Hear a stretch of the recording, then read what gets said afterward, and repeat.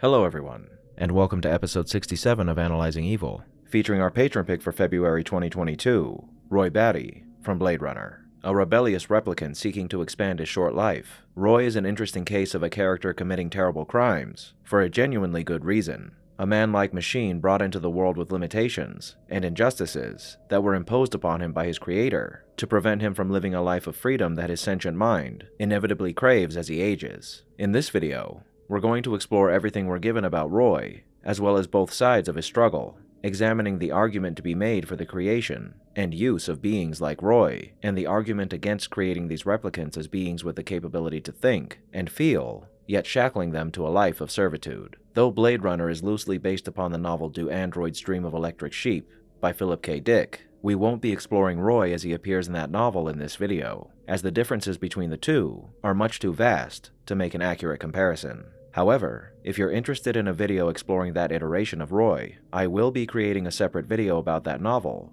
and Roy's appearance there at some point in the future. Now, fortunately for replicants, they don't have to deal with some of the unfortunate struggles we humans come across as we age, like baldness. But for those of us who do struggle with that unfortunate side effect of human life, you can find help from our sponsor for this video, Keeps. Keeps is an affordable online subscription service that offers clinically proven treatments designed to fight against the symptoms of hair loss. Chances are, you or someone you know has experienced some form of hair loss, as 2 out of 3 men will unfortunately experience hair loss by the time they turn 35. But where there's a will, there's a way. And if you or someone you know is in the initial stages of hair loss, Keeps is here to help. Their name is no accident, as Keeps is specifically formulated to help you keep the hair you have and stimulate the growth of hair that's beginning to fade. But don't just take my word for it, as there are testimonies from thousands of customers who have found success in combating hair loss with Keeps. Success that you can see in before and after pictures that are on your screen now. With the help of Keeps physicians, you'll choose products and treatments that are specific to your hair without ever having to visit a doctor's office or pharmacy. Their products are delivered straight to your door.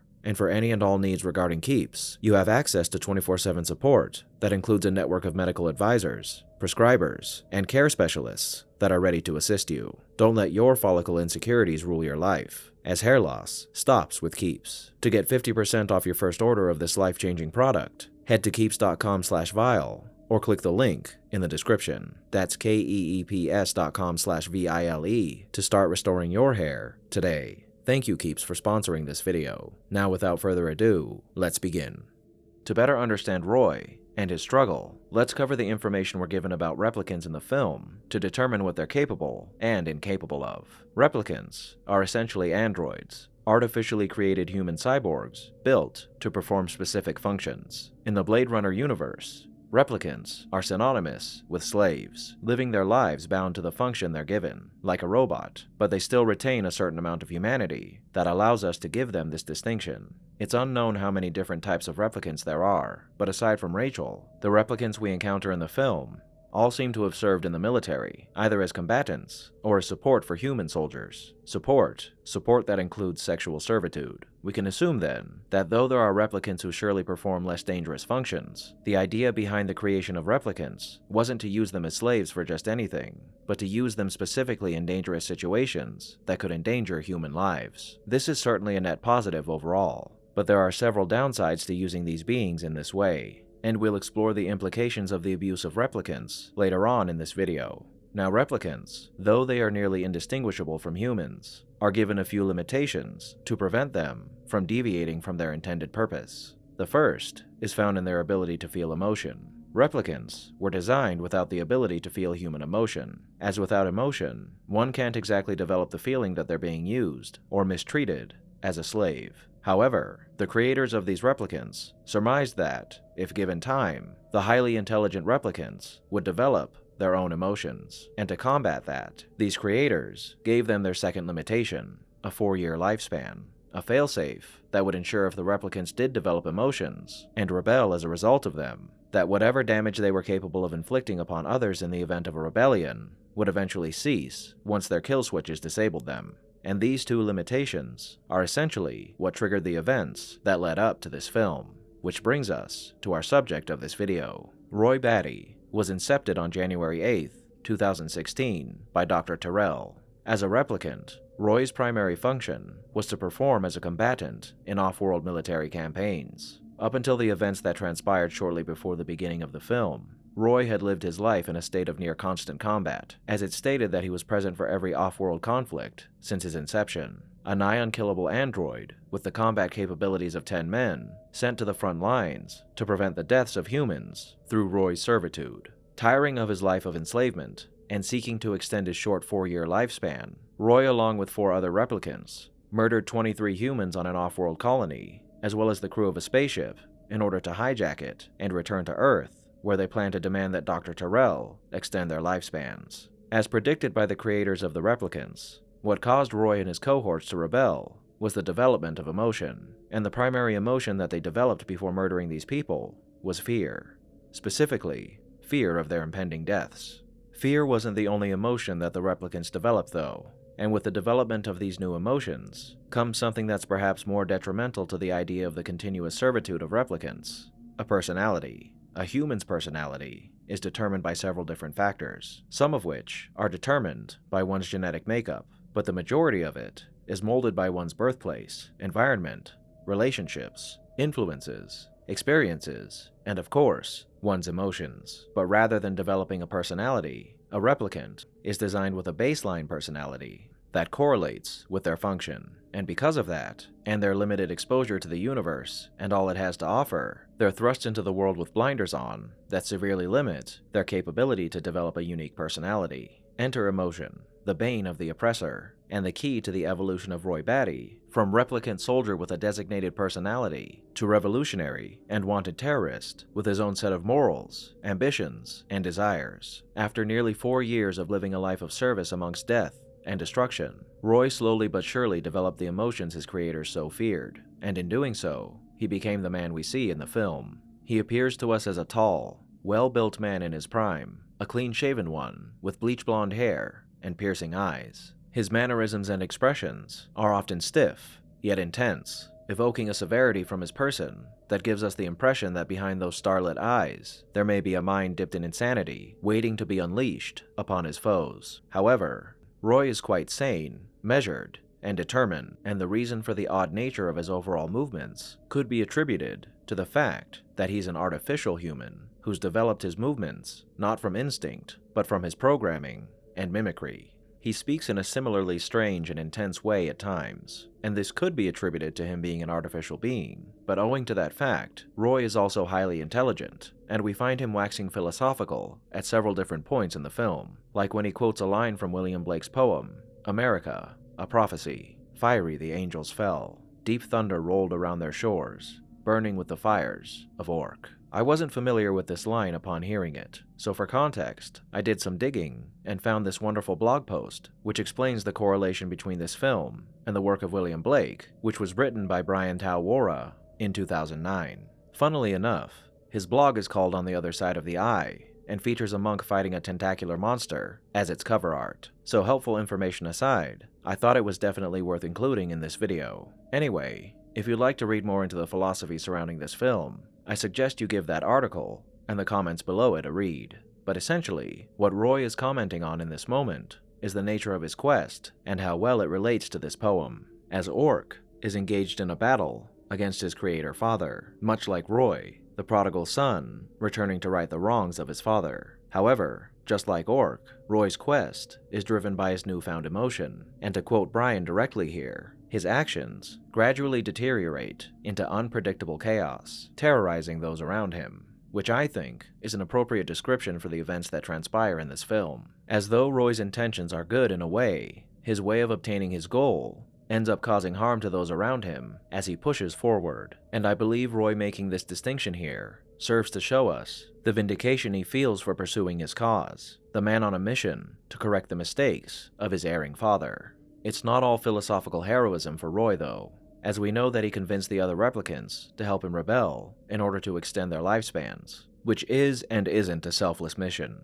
But one thing that we don't know is what happened prior to this event that may have led Roy to developing this desire. But I have a theory. As we see in the film, Roy has developed a relationship with Pris, and I believe that the catalyst for Roy wanting to extend his lifespan was his budding romance with Pris. What better motivator for one to keep on living than to spend more time with the one you love? What better reason do you need to preserve your own life than a desire to protect the life of the person that you love. Though I'm sure Roy feared his imminent death, I believe love was the reason that Roy needed to push him over the edge of doing something about it, deciding thereafter that he would do anything to prolong his life and the life of his lover, even if that meant murdering innocent people. So, Roy plotted and conspired with his fellow replicants to return to Earth and pressure the only man who could possibly grant him the extension on life he so desperately desired, Dr. Tyrell. Taking to the streets of LA to find a way into the Tyrell headquarters, Roy and his replicant cohorts inched their way towards Dr. Tyrell through coercion, intimidation, and murder. And upon reaching his ersatz father, Roy is forced to come to grips with the horrible reality of his predicament as he learns that there is nothing the good doctor can do to prolong his life. Frustrated and spiteful, he murders this man, not only because of his inability to help him, but because he created him this way.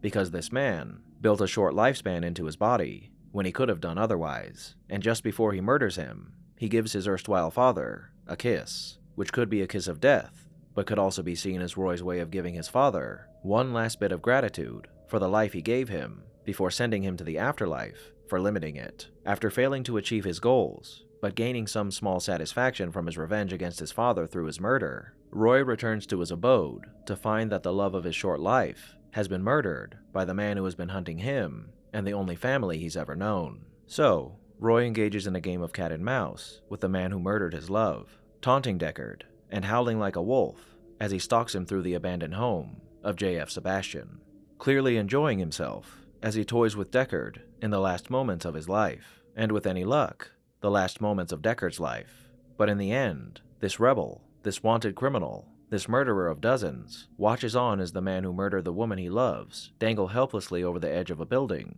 and saves him. But why? Because perhaps in this moment, Roy saw something of himself in Deckard. He saw a man on the razor's edge struggling for his life, struggling to retain and prolong the life he had been given, a man drowning in fear as his fate closes in upon him. Perhaps Roy wanted to show this man, who spent his adult life killing replicants, that replicants aren't at all different from the humans that they're modeled after, and that this man, whose fate he holds within his grasp, should go on living, a witness to the humanity of replicants, a living testimony of the good they hold within them, a man whose path would forever be changed from a path laden with death to one of love and acceptance. And perhaps Roy, knowing the beauty of his experiences, the life he had lived, and the memories he housed, sat lamenting the loss of all that he had known as death approached him, and decided that all the same things this man dying before him housed within him, and to let all that crumble now would be a betrayal of everything he had fought for in the twilight of his life. So Roy dies a quiet death with a symbol of peace, a dove grasped in his hand, his life escaping him as the dove flutters off into the pouring rain.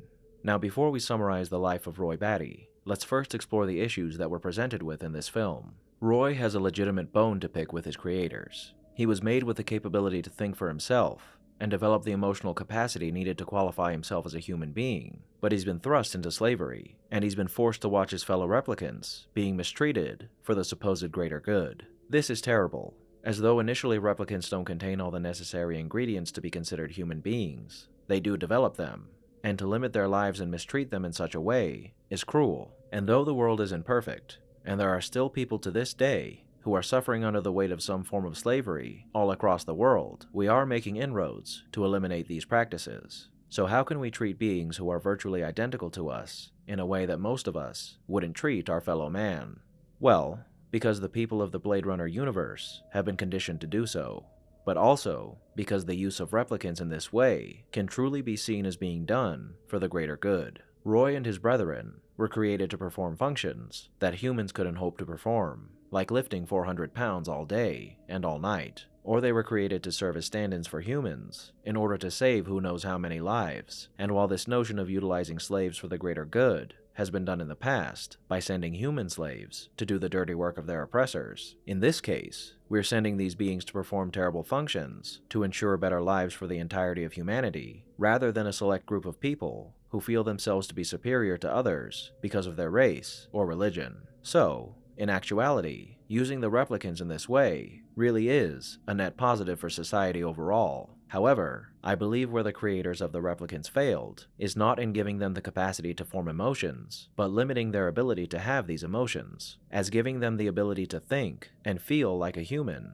gives them all the advantages that humans have in regard to adaptation when confronted with a variety of situations. So, I think that we can create these replicants, send them to serve their function, but once they've developed deeper emotions, why not alter their course in life and educate them, perhaps offer counseling for them, show them that the terrible things they've been sent to do were done in order to preserve the lives of others, giving them a sense of purpose and fulfillment that could possibly prevent them from lashing out at the people who sent them on these missions. As Roy demonstrated, it's difficult for these replicants to feel empathy, but it's not impossible. And once they've begun to feel empathy, I don't think it's too outlandish to suggest that there should be some sort of program in place to integrate replicants into human society. If we're going to eventually reach the point where artificial intelligence is capable of evolving into beings like Roy and his brethren, I think these are things that we need to consider. Are we going to condemn these beings to a life of servitude and then eliminate them once they begin to think and feel for themselves? Or are we going to recognize that we've created beings who can think and feel, and treat them just as any being of a similar standing deserves to be treated? I say if we're going to act like gods, we can at least try to be benevolent ones. There is, of course, the very real fear that if replicants are allowed to live longer lives and think for themselves, that with their enhanced abilities, they could easily overrun the entire human race and supplant themselves as our overlords or destroyers. But if we can manage to create entities that are similar to us in every way, I'm sure we can manage to find a way to ensure that we can coexist. Essentially, I feel that both sides of this issue are correct in certain ways, but horribly incorrect in others. It's wrong to abuse sentient beings, even if they are artificial, but it's also wrong to assume that replicants are simply being abused for no reason, as they actually serve an incredibly valuable and relatively morally sound role in society. And with that, I believe we've sufficiently covered all there is to know about Roy and the circumstances surrounding him. So now we must ask ourselves, who was Roy Batty? He was a replicant created to fight in off-world wars in place of his human counterparts, a being created to preserve the lives of others at the expense of his own. Throughout his numbered years, Roy would be forced to experience horrors that we can only imagine, living a life of constant fear in the face of danger and the inevitability of his death. Becoming fed up with his lot in life and spurred on by newfound emotion, Roy would conspire with his compatriots to make their way to Earth and demand that his creator remove the limitations he placed upon him at birth. In doing so, killed close to 30 people, creating misery and destruction in their wake as they desperately tried to delay the inevitable. We've already established, though, that Roy had a legitimate reason for pursuing this course. So when it comes down to it, is Roy evil? I'd have to give that a soft yes. Roy can be considered evil because of what he did to achieve his goals, but the goal itself was rooted in the desire to shirk off the chains placed upon him by an equally well-intentioned creator, which gives him the distinction of operating under the pretext of a noble cause. But that doesn't excuse murder. And while replicants were certainly dealt a bad hand, as their lives are given strict limitations in nearly every aspect, and they're treated unfairly by the population at large, as we've established, it's not as if they were brought into existence specifically to experience misery at the hands of those around them. And for Roy to murder people because life is unfair is wrong. So depending on how you feel, perhaps Roy himself wasn't inherently evil, as his grievances were very real, and his intentions as pure as they can get. But in the end, his good intentions led him to ending the lives of others in order to advance his own interests. And for that, we must at least recognize that the road that Roy walked was undoubtedly paved with evil. Thank you all for tuning in to this episode of Analyzing Evil, and I hope you've enjoyed. What are your thoughts on Roy? Did I miss anything? Let me know down below, and leave a suggestion for a villain you'd like to see featured in a future episode while you're at it. If you liked this video, hit that thumbs up button, and make sure to subscribe if you haven't already. A big thank you to all of my subscribers, and to my patrons, and a most vile thank you to those whose names you're seeing on screen now.